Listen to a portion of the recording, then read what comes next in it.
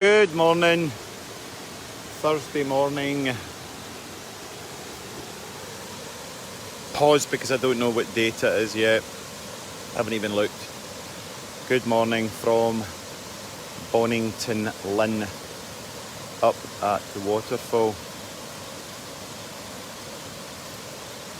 Flowing a lot calmer this morning. Yesterday. Morning, Mr. Grant. I hope you're well. Good morning, George. Good morning, good morning, good morning. Absolutely stunning up here today. It's going to be a hot one, I believe. Big tree, have a look at that. Crikey. Morning, Liz. Morning, morning. Right. Wee Ralph. Hi, wee Ralph. You saying hello? Say hello. Woof, woof. Right, camera's no turning round. Good morning, Thursday morning. How is everyone today? How is everyone feeling? Fit? Ready to roll? Okay, right, let's get going. Right, it's just going to take a second. The young boy that passed away up here at the weekend, 18-year-old. That's absolutely beautiful. Somebody's made that for him and put it there. Brilliant. God bless him. So, the darkness, conflict, the dark side, inner conflict. So, are you at conflict with yourself? Are you in cycles of destructive behaviour? Are you presenting to the world that you're a good person, yet inside you feel far from that? Are you possessed by judgments and bitterness and certainly resentment? Are you not aware that you are full of bitterness, resentment, jealousy or rage? Have you dissociated from it so much? Are you depressed, anxious, listless, energyless, don't feel motivated, don't feel driven? Any of those things? Are you habitually involved in destructive behaviours? Anger, road rage? You know, are you in the car, stressed, forcing the guy ahead to go faster, sitting 2 inches off his bumper? Banging the steering wheel. Are you jealous of others, their figure, their legs, their feet size? If any of that stuff's resonating or dinging a bell inside, there could be some kind of conflict going on, caught in duality between right and wrong, good or bad. So, the resolution of all conflict comes from an underlying sense of unity. Carl Jung said that. Carl Jung, I believe to be, in the Western world, the first person to start to talk about the unconscious mind, the darkness, the shadow archetypes, the archetypes of the aggressor, the predator, those dark aspects of our psyche that doesn't get spoken about. And there's a tendency, so, there's no, the only time a shadow isn't cast is in the night, when you're in the darkness, when you're in the silence and solace, is the only time that you can get to really sit without your shadow, unless there's a full moon, of course. Now, how do you understand that the shadow's playing out in your world? So, is your world full of unity? Does your life look like Mary Poppins and you're dancing around the breakfast table in the morning saying to the kids a spoonful of sugar makes the medicine go down? Or is there avenues and areas of your life that you don't feel like enjoyment? Like, did you just buy yourself a new car and you can't enjoy it? Have you got nice things in your life, nice friends, but can't appreciate anything. You find it difficult to allow yourself to be with the joy that surrounds you. And why did it let me getting my wee self off in tangents here, right? What drove me to this was what made me start to think about it, because I have done talks about the dark side and the shadow and integrating the shadow, and that for me, because of the fellowship, because of the 12-step process, and Carl Jung, I was introduced to Carl Jung around about the same time, funnily enough, as the 12-step process back in 1993. My first therapist had a sort of Jungian perspective on reality and encouraged me to read the collective works of Carl Jung, volume 9, subsection B, on ions. Now, that was an awfully long time ago, 27 years ago. And how is that relevant with the 12-step process? Because one of the major underlying things around about the shadow archetype, if it's got a grip of you, is resentment. And when we're working the 12-step process, we have to do a fearless and moral inventory of ourselves, bingo, and look at the places in our life where we are resentful and we have resentments. And the 12-step process does a fantastic job of how to integrate those resentments. I have some challenges around it because they're still doing it from a somewhat cognitive perspective and attempting to do it from... don't get me wrong, people do drop into their heart, depending on... Good morning, how are you? Nice to see you, cool. Keep it rolling. So, yeah, 12-step process, right? What made me start to think about this chat this morning? So, a friend of mine, he's got a couple of dogs, right, blah, blah, blah. And then another friend of mine gave me a wee message yesterday and said, have you heard from your first friend? Let's call her friend A, right? So friend A's got these 2 dogs. Friend B's got like 7 dogs. So friend B contacts me yesterday, have you heard from friend A? And I'm like, no, not for ages. Had a wee message back and forward. And she went, have you seen the post on Facebook on a group kind of thing? And I went, nah, I have not. So I said, listen, I'm 2 minutes for your house. We'll have a socially distanced cup of tea, which we did. And she showed me the feed and told me what had happened. Now, a friend of mine has got 2 dogs, right? And they were out, weren't in the lead, early bells in the morning. And the dogs attacked a cygnet, right? And killed a swan at the loch here in Lanark, right? Okay, that was bad, right? Doug should have been on lead. Doug should, would, or could. The dogs would have probably been better on a lead, right?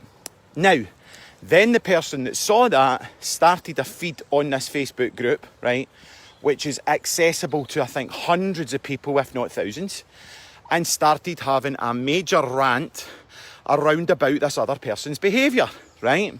And that this wouldn't have happened and that wouldn't have happened. And then there was, all of a sudden, well over 100 comments on this feed, right? And I am no joking you, right? See the comments on that feed. The comments on that feed were at least, if not more, predatory, aggressive, violent, hostile, in my opinion, made the people that were on it completely look unhinged, right? And that got me thinking around about projection, the darkness, the shadow, the predator that's within us. Now, this social media platform of attempting to, put this stuff out there, but I'm no joking you, 80 odd comments, and it went from sublime to absolutely majorly ridiculous, right? Now, I'm not condoning for a minute that they dogs should not have killed the swan, right? Not good movie, right? But personally, I got in that loch at 4 o'clock, 5 o'clock mornings, right? And hand on my heart, I have seen foxes with ducklings in their mouth. Fact. I couldn't get my phone out quick enough to take pictures of it, right? I just was walking along just before I started this vlog, and there was a squirrel lying dead at the side of the tree, right? Looked as if it had been massacred, right? Now, That's the animal kingdom, right? And within that animal kingdom, in that ecosystem, that's just what happens, right? Now, it was a public park. Please just bear with me on this, right? Because right now I completely understand it. If you've just tuned in, you'll be like that. He's off his banger, right? But please, where I'm going with this is, we have been socially conditioned to be good people. So we've socially conditioned our parks. We've now got parks that have fences round them and swings round them, right? But we've also got a breed of human beings that eat with a knife and fork. We've also got a breed of human beings that wear a shirt and tie to work and don't barance about naked, right? We've domesticated what is fundamentally an animal, right? And that animal that has been repressed within us is showing up in our world today, because look at the amount of violence against interrelationships between men and women. Look at the amount of violence that's going on towards children. Look at the amount of rage and violence in the world. Look at what's going on round about you. Look at the wars. Look at the destruction. Do we live in a peaceful planet? I or no? Do you live in a completely 100% peaceful planet? Right? Think on that, please. Is there areas of your life that might be great, but areas of your life is less harmonious? Right? Places where you're in conflict, places where you present to the world that you're a good family guy, but you're actually out having affairs with people. Is there a part of you that's presenting to the world that, you know, it would look that you're not,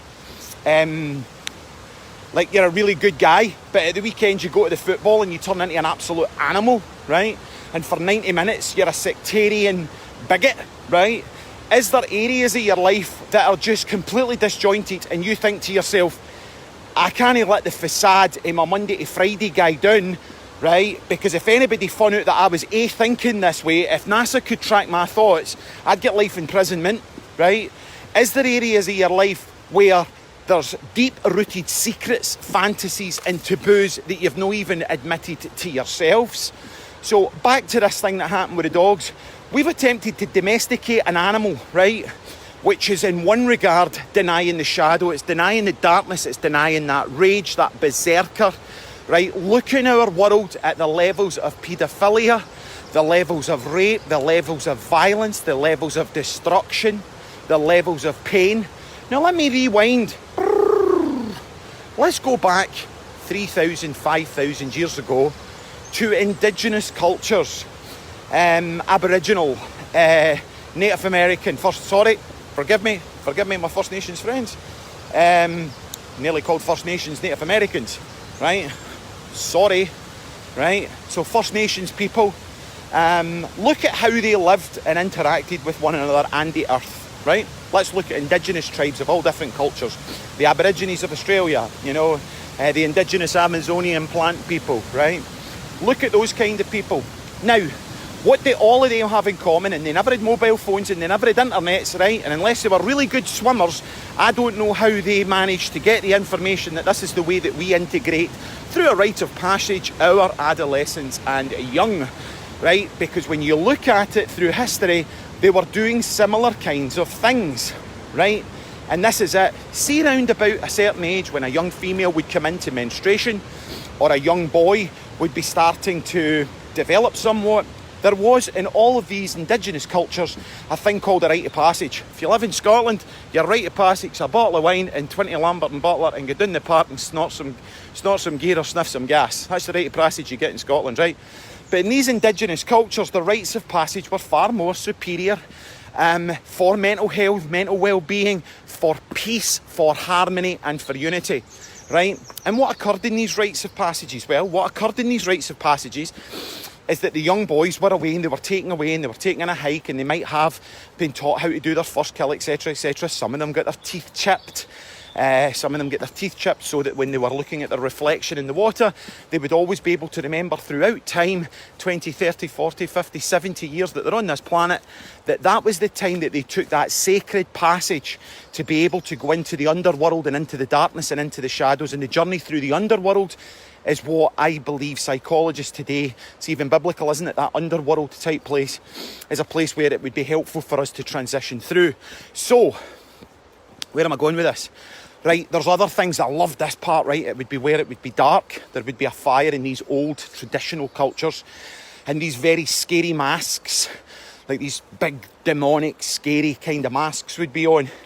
And there would be like very powerful dancing. And it was almost like that was where you learned to sit with evil, sit with darkness, sit with those metaphorical shadow archetypes of the mind. And each person in the tribe, the older people, would represent a different mythical type, archetypal sort of dark shadow creature, right? And that was where the young learned to deal with their shadow. No, in this culture, right, the shadow gets denied, it gets repressed, and it gets projected, right? But it is only when we can integrate the shadow and integrate the darkness can we experience any kind of unity, right? Now, do you know somebody, or are you somebody that presents to the world that you're a really good person, that you're a really good Christian, or you're a really good something, but in actual fact, you're a right nasty piece of work, right? Is that you? Now, again, forwarding into yesterday's wee blether about fake news, right, and fake interpretation, there's a bit in the Bible, right, a lovely passage. I've got loads of favourite passages, I say that all the time, that's my favourite passage, right, but I like this, and it's the meek, M-E-E-K, will inherit the earth. The meek will inherit the earth, right?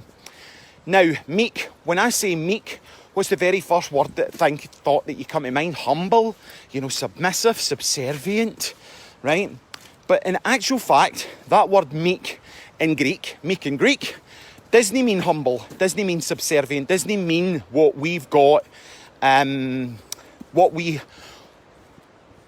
understand that word to be, right? So meek in Greek translates to something more along the lines of, I've got to admit, it was very helpful having a girlfriend for 10 years that could read the Bible in Greek and Latin, right? She was quite clever clogs, right? I wasn't clever enough for her, quite clearly. I would still be together, but there you go. Wasn't good enough. There you go. Right, anyway, because meek in Greek actually means, it means something along the lines of, let me remember, it means something along the lines of having a force but not necessarily having to use it. So you know your power, or you know your force, right? You know that you're capable of destruction, right? Look, so I'm into synchronicities, and I'm just walking along there, and I just found a key, right? So I will drop that off at the police station today. But unlocking, right? There you go. Get my little esoteric side in there for a moment. I'm big into synchronicities and what's the universe trying to tell me. But I was just wandering along there. What was I talking about? And I found a key. Looks like a key for a Ford Fiesta, a Ford Focus. I'm on the Clyde Walkway. If anybody's walking this, they're filling it and I've lost a key for a Ford, let me know, right? Integrating the shadow, right? Integrating the darkness so that the darkness doesn't rule you, and that you can master your own mind. So the meek will inherit the earth. That's where I was. And meek, we think, means humble or submissive. But in actual fact, what meek means is it means that we have a force, a great force inside us, but we don't need to use it, right? It's like a kind of quiet confidence in a roundabout way, right? But to me, how I interpret that passage in the Bible is that a man that has, or woman, a man or a woman who has integrated their darkness and owns their own shadow, right, will inherit the earth. Because the shadow is no longer running them. The shadow is no longer running the show. The dark side is no running the show. Hiya, Edna Brinlin. How are you? Look what I've got on round my neck, Edna. Recognise that? 1998 from Haida Gwaii. And it's made of argillite, as you know, and that only comes from Haida Gwaii. Nice to see you. Hope you're well over there. Now, integrating the shadow so that we aren't ruled by fear, by procrastination, by addiction, by destruction, right? Because the level of destruction that is going on out there, or let me say this, back to old Granny Edna. My granny was called Edna, right? So, Edna Brillin. My granny was Edna as well. And she used to say to me, when I was away in the 70s, she used to say, every time you point a finger, son, there's 3 fingers pointing back at you. Now, if you run round and you're going, oh, he's a thief, or he's violent, or he's aggressive, or he's a grass, or he's a clipe, or he's a liar, or he's whatever, right? Where, excuse me, wait a second, excuse me, headphones, generation of headphones. I was going to see if that person's maybe lost their car key. So anywhere in your world where you're going, oh, he's a thief or a liar or a cheat or violent or whatever, right? That is because you are unconscious of the fact that you either are or have the potential to be that, right? So it's a wee bit about classic psychology and about projecting onto the outside world. Now, you can stay stuck in that and continue to own that narrative and blame the external, or you can choose to do growth, work on healing, work on acceptance. Goodness, let me show you that. Isn't that stunning? Look how beautiful that is. I love trees. Absolutely love trees. Look how gorgeous that is. Man, we're so lucky. So, integrating the shadow. Again, I would always, I'm just going to hang up, right? I've blabbered on and not really made much of a point other than the fact of, are you questioning your duality?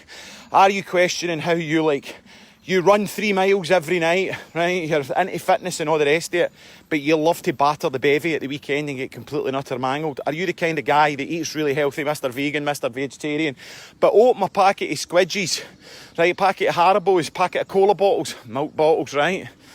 Packet of any kind of jelly sweetie, right? Or is this just me I'm talking about? You have one and you eat the whole bag, but Monday to Friday, you know, you're a good vegetarian, you eat well, but give me half a pun of artificial gelatin in cola bottles or Haribo's and I'll batter the whole packet. And you're at a constant conflict between these two different halves of ourselves. Have you ever used the terminology, oh, it was the devil in my shoulder?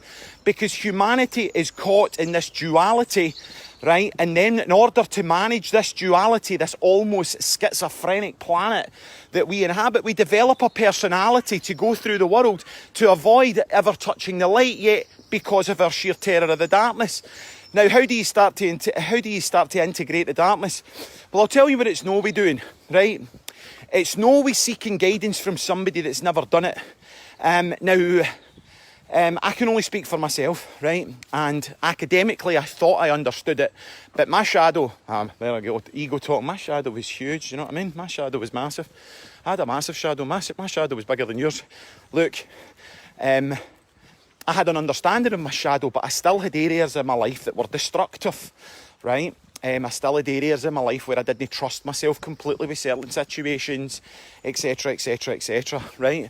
But I understood it academically. I understood it from a two-dimensional perspective. I understood to a certain degree the works of Jung. Now, for me, it took me till finding an Indigenous teacher that I worked with for 6 months. 6 or 7 months. And crikey, he didn't even speak the same language as me. But I found this guy to hold my hand and go into those shadows, those burning hells, those places within myself that I had repressed, but I would rather have seen it as shut the door on it.